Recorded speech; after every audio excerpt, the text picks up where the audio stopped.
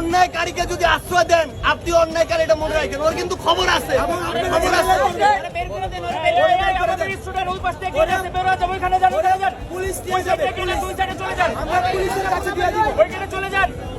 এবার ঢাকাই সিনেমার চিত্রনায়ক শাকিব খান বাংলাদেশের দুই সমন্বয়ককে চোর বলে আখ্যায়িত করেছেন।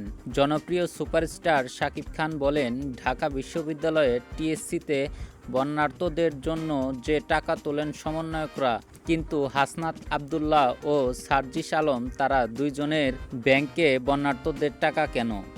এই টাকা তো বন্যার্তদের জন্য। টাকাগুলো বন্যার্তদের না দিয়ে সেই টাকা ওদের দুইজনের ব্যাংকে কিসের জন্য রয়েছে?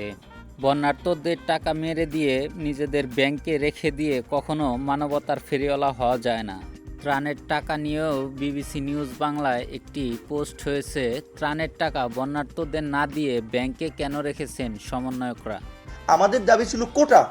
এখন আমরা ডিসি অফিস আমরা চালাবো, এসপি অফিস আমরা চালাবো, সচিবালয়ে বসে ডিসি নিয়োগ আমরা দেবো, এসপি নিয়োগ আমরা দেবো, সচিব নিয়োগ আমরা দেবো।